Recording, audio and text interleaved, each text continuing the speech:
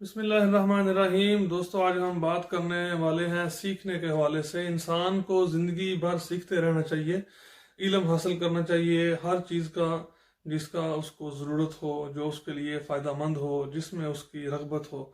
इस्लाम में भी इल्म हासिल करने के लिए बहुत ज़्यादा फ़ज़ाइल बयान किए गए हैं और इसकी तरफ बहुत ज़्यादा तरगीब दी गई है।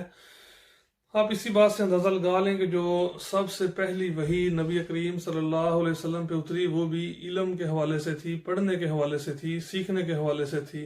और इसके बाद आप सल्लल्लाहु अलैहि वसल्लम ने कई मौक़ों पर अरशदात फरमाए हैं जिसमें लोगों को इल्म के हासिल करने की तरफ तरगीब दी गई है। आप सल्लल्लाहु अलैहि वसल्लम ने फरमाया कि माँ की गोद से कब्र की गोद तक इल्म हासिल करो। एक तो अक्वायर्ड नॉलेज है जो कि इंसान जो है अपनी कोशिश से हासिल करे जा रहा है, उसमें तरक्की हो रही है मुसलसल।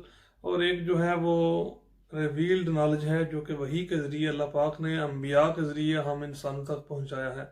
सारे इल्म ही अल्लाह का है और अल्लाह का दिया हुआ है, और अल्लाह ने ही इंसान को जो है अक्ल दी है, शऊर दिया है, जिससे वो दिन ब दिन तरक्की कर रहा है, अपनी दुनिया के मामलात को आसान से आसान तर कर रहा है। तो इल्म को हासिल करना चाहिए, इसमें कोई तफरीक नहीं है।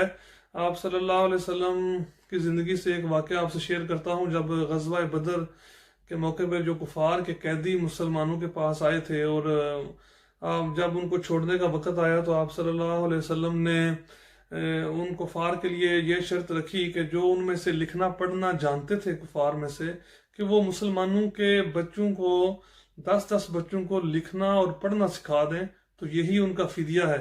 हम दुआ करते हैं और कोशिश करेंगे इंशाल्लाह ज़िंदगी में जो कुछ हम नहीं जानते, जो जिस जिस सेक्टर में, जिस फील्ड में हमें अभी इल्म हासिल करने की ज़रूरत है, सीखने की ज़रूरत है, हम आज से इरादा करते हैं कि उसमें बेहतरी लाने के लिए हम अपनी कोशिश करेंगे। हम जो कुछ भी करना चाहते हैं, ज़िंदगी में जो भी कुछ करना चाहते हैं, उसका सबसे पहला स्टेप है कि हमारे जहन में उसकी सोच आती है।